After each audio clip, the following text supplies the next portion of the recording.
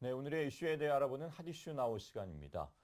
수능이 끝나고 나면 여유 시간을 활용해 아르바이트를 하려는 학생들이 많습니다. 용돈도 벌고 미리 사회 경험도 쌓으려고 시작하지만 오히려 피해를 보는 경우가 많다고 합니다. 네, 특히 청소년들의 경우는 관련 법규도 잘 모르고 또 이를 악용한 일부 업주들 때문인데요. 아르바이트를 시작하기 전 꼭 알아둬야 하는 것들은 어떤 것들이 있는지 서울 YMCA 시민사회운동부 서영경 팀장과 알아보도록 하겠습니다. 안녕하십니까? 네, 안녕하세요. 네, 매년 수능이 끝난 후부터 대학 입학 전까지 많은 청소년들이 아르바이트를 합니다. 그 중에는 대학 등록금을 벌려고 하는 그런 기특한 학생들도 있을 것 같은데요. 이 피해 사례가 많다고 하던데 어느 정도입니까? 네. 수능 끝난 후에 수험생들이 가장 하고 싶어 하는 것 중에 하나가 아르바이트인데요. 나이가 아직 어리고 사회 경험도 별로 없고, 이제 근로관계법도 잘 모르죠. 그리고 짧은 시간 동안만 일하는 경우가 많아서 부당한 대우를 인지하기 매우 어려운데요. 주의 피해로는 근로계약서를 작성하지 않고 일하는 경우가 제일 많았고요. 또 임금 관련 피해도 많습니다. 그래서 최저임금에 미달하는 돈을 받거나 퇴근 시간을 제때 지키지 않고 뭐 정리나 청소, 마감 등을 이유로 더 일하게 하는 이제 연장 근로를 하지만 임금은 제대로 주지 않는다는 것도 있고요.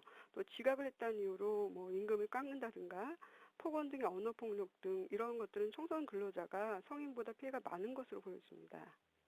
이렇게 일찍 사회생활에 나섰다가 오히려 상처받고 돌아오는 이런 수험생들도 많을 것 같은데요.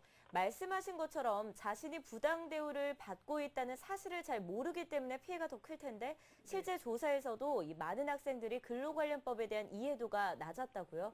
네네. 서울MC가 지난해 고등학생 1,540명을 대상으로 아르바이트를 하는데 필요한 근로관련법을 얼마나 알고 있는지를 조사를 해봤습니다.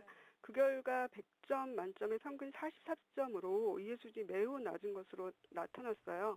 특히 수습 기간 동안에 최저임금을 깎을 수 있다거나 네. 야간이나 휴일 연장 근로 시에 임금을 더 주는 가산임금, 주휴수당에 대해서 잘 모르고 특히 잘 모르고 있는 것으로 나타났습니다. 네. 예. 잘 모르는 데다가 또 말씀하신 것처럼 짧게 일을 하기 때문에 이런 피해들이 네. 계속 일어나는 것 같은데요.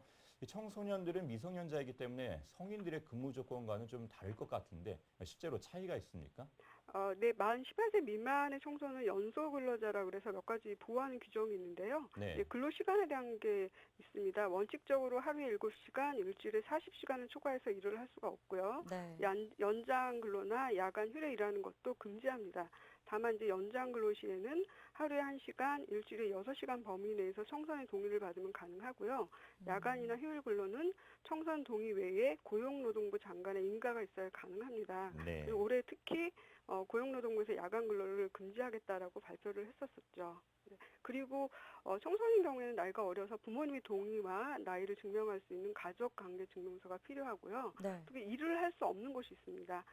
청소년들이 굉장히 위험한 고압가스를 다룬다든가 위험한 일을 할 수 없고 술집이나 유흥지점 같은 경우에 청소년 출입이 금지되는 업소죠. 이런 곳에도 일을 할 수 없습니다.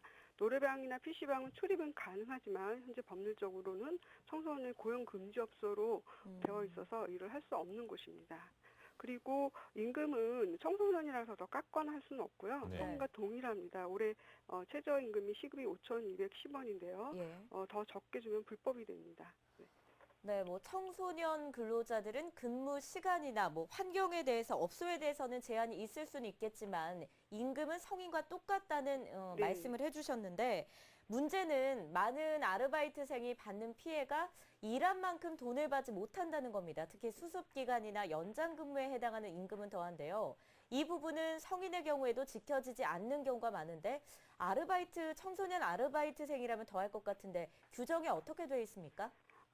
네, 이제 되게 일을 처음 하게 되면 수습 기간을 정하는 경우가 있는데요. 네. 그런 경우에는 이제 최대 수습 기간 3개월까지는 가능하고 또 미리 합의를 했다면 최저임금의 10%는 깎을 수 있습니다. 예. 그래서 90분만 지급할 수 있지만 이게 1년 미만으로 근로계약을 한 경우에는 수습기간에도 임금을 깎을 수가 없죠. 근데 되게 청소년이나 이렇게 20대 초반의 사회초년생의 경우에는 1년 미만으로 근로계약을 하는 경우가 많이 있어서 최저임금보다 적게 주면 이것도 불법이 되는 거고요. 네. 또 야간이나 휴일 연장 근로 시의 임금의 50%를 가산해서 받을 수가 있는데 야간 근로라고 하는 건 밤 10시부터 다음날 6시까지를 말하는 거고요.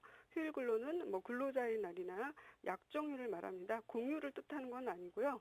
사업자와 근로자가 합의해서 약정휴일을 정할 수 있는데 이때 일을 하게 되는 경우, 또 연장 근로라고 하는 거는 계약한 근로 시간보다 더 일하는 경우를 말하는데요. 이러는 경우에는 상시 근로자 5인 이상 사업자인 경우에는 보통 통상임금, 시간당 통상임금 50%를 가산해서 받을 수가 있습니다.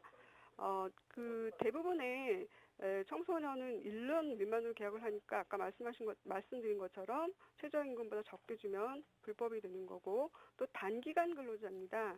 그래서 최근에 9월부터 개정돼서 시행되는 법률에 의하면 법정 근로시간인 일일 8시간을 초과해서 일한 경우에만 가산임금을 주는 게 아니라 계약한 근로시간보다 더 일하게 되는 경우에도 가산임금을 주도록 되어 있기 때문에 이 부분도 청소년이 많이 해당되겠죠. 이 단기간 일하는 근로자가 많기 때문에 이런 부분도 좀 꼼꼼히 챙겨야 될 부분이기도 합니다. 네. 이 아르바이트 종류도 상당히 많이 있죠. 그리고 또 이왕이면은 짧은 시간을 일하고 더 많은 돈을 벌었으면 하는 그런 바람은 뭐 성인이나 다 똑같을 것 같습니다. 네. 그렇다 보니까 이 남학생들은 배달 아르바이트를 좀 많이 하는 것 같은데요. 그러다 보니까 다치는 경우도 종종 있다고 하더라고요. 이 아르바이트를 하다가 다치는 경우 산재 처리가 어떻게 가능할까요? 네, 가능합니다. 사업주는 산재보험을 의무적으로 가입을 해야 되고요. 네. 사업주가 산재보험을 가입하지 않거나 아니면 이제 청소년 근로자가 실수나 부주의로 인한 사고나 부상으로 산재보험으로 보상받을 수 있습니다. 특히 치료기간이 4일이 넘어갈 때는 반드시 산재보험으로 처리를 해야 되는데요. 사용자가 치료비를 주는 걸 공상이라고 하는데, 공상처리라고 하는데, 이거는 산업재해를 은폐하는 겁니다. 네. 산업재해를 처리하지 않으면 유한기간 등의 임금이라든가 치료비 장려가 발생을 한다든가 이런 걸 받을 수 없기 때문에 특히 주의를 하셔야 되는 부분입니다. 네, 그렇군요. 아르바이트를 하다가 다치는 경우에도 산재 처리가 가능하다. 네. 이런 말씀을 해주셨습니다. 네.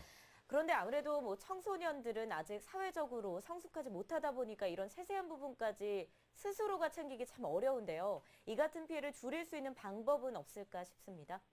이게 이제 가장 중요한 부분 중에 하나는 일하기 전에 근로계약서를 작성하고 반드시 환불을 달라고 해서 보관하는 건데요. 좀 네. 내용을 꼼꼼히 살펴볼 필요가 있습니다. 뭐 어떤 경우에는 근로계약서 형식적으로 작성하는 경우가 있는데요.